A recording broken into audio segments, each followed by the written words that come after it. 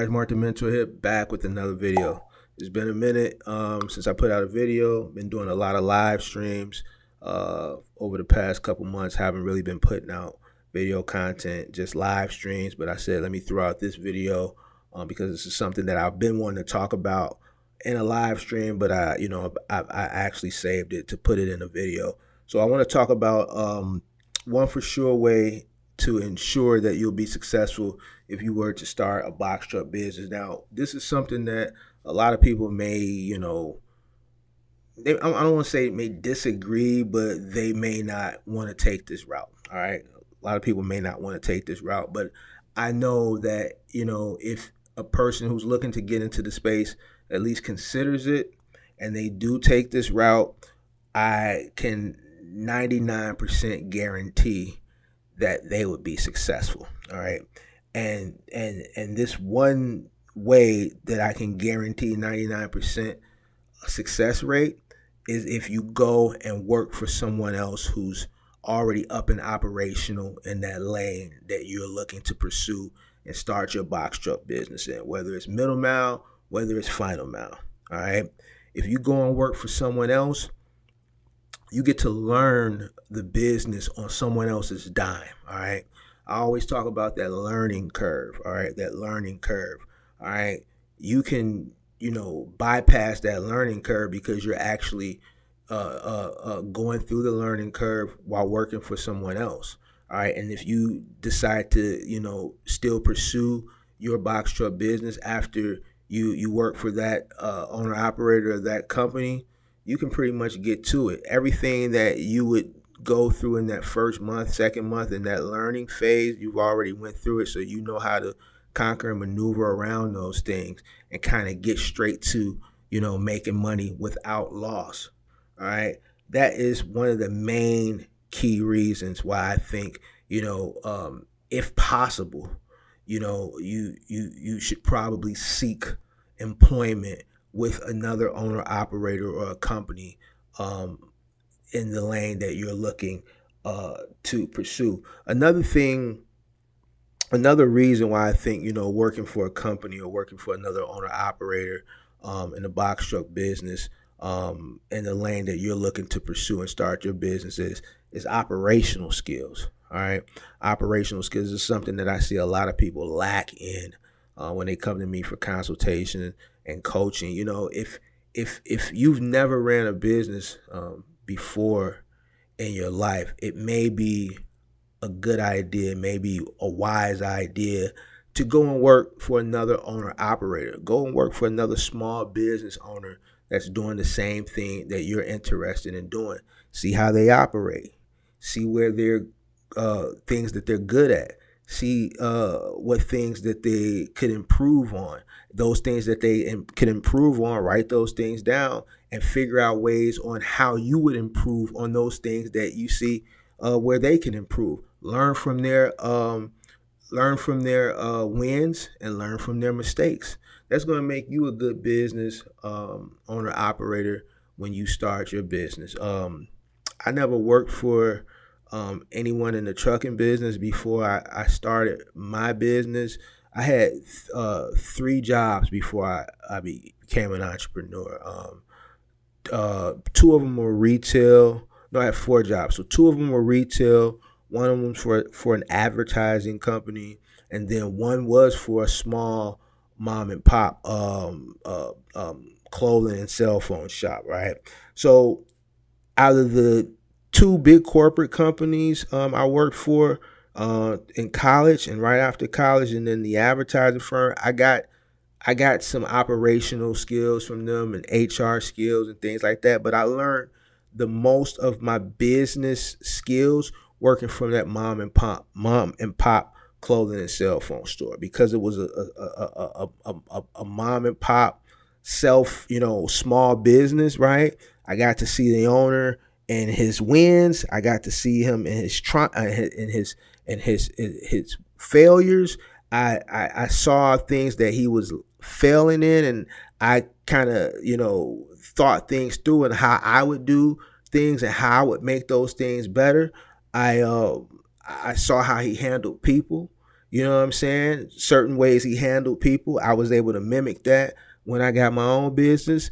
And then certain ways he treated people bad, I said I wasn't going to do that when I started my own business. I learned the most from the small business owner than I did when I was working for these big corporate companies. All right.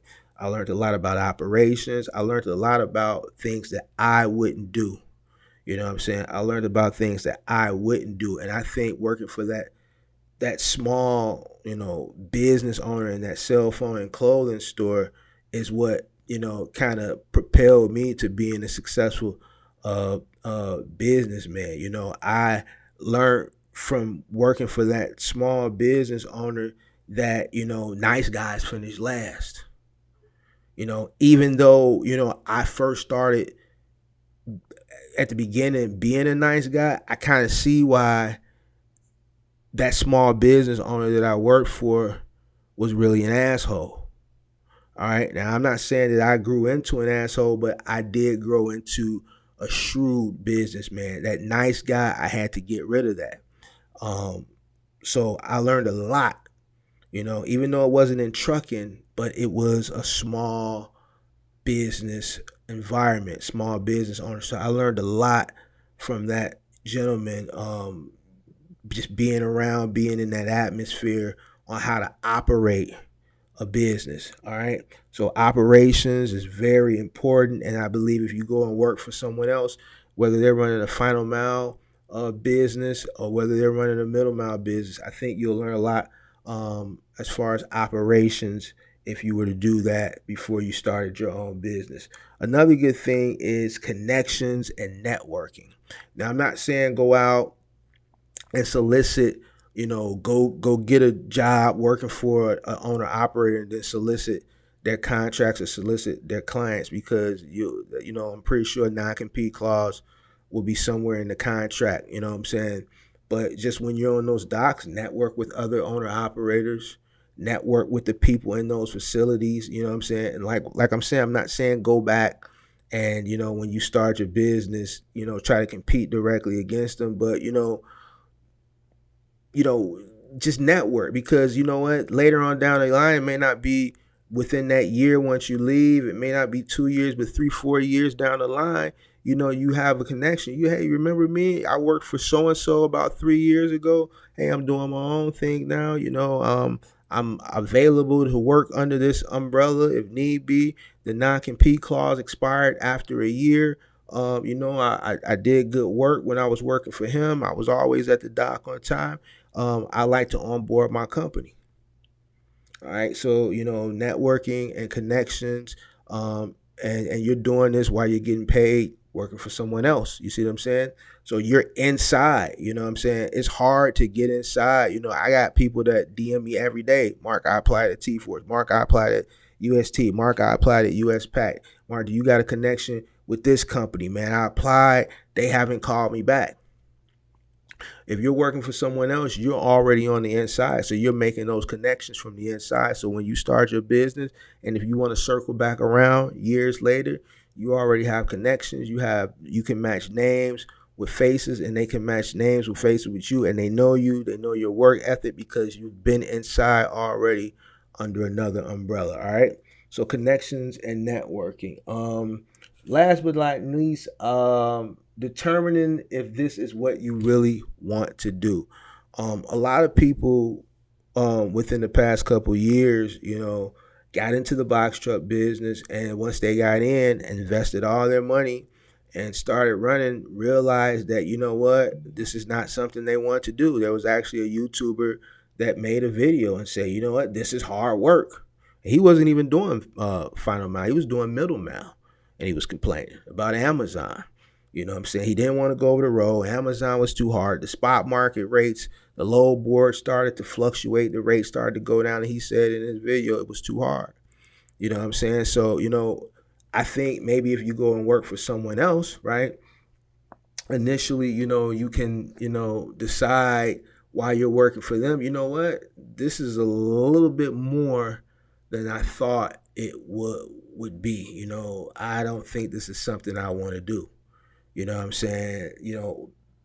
People invest thousands and thousands and thousands. I've heard these stories numerous of times. All right. I've heard this story. I had a guy reach out to me that said he invested into a truck for someone that presented him the business plan, said, look, if you get the truck and get everything set up, I'll do all the driving. We'll split everything down the middle 50-50. He invested. He went out and spent $90,000 on a truck, got the insurance, did all the lead work. This guy who presented this opportunity to him, and they were going to split it down the middle 50-50. He had this guy go out and spend all this money. This guy went out and did one load and said, you know what, I can't do this, and quit. Left this guy holding the bag because he was the investor. Final mile, it's a lot of hard work. I say it all the time. I don't make it seem sweet because it's not. It's a lot of money, but it's a lot of work. Middle mile, it's less physical work, but it's a lot more, I would say, emotional lifting. You're away from your family. You're away from your kids. You're on the road. You're lonely. You're sleeping in your truck. You're sleeping in hotels. You're away for weeks at a time. So it can be, very, emotionally, it can be an emotional burden on a person, you know what I'm saying? If you're just not strong like that, mentally and emotionally, because you're away from, your loved ones. You're on the road. Spot market rates going up and down.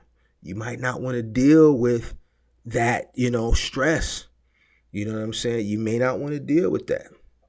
All right. So I think working for someone else will put you into the nitty gritty of the business, and then you can ultimately decide, while you're working for someone else, decide if this is something that you still want to continue to go through with, or you know what, this is not what I thought it would be.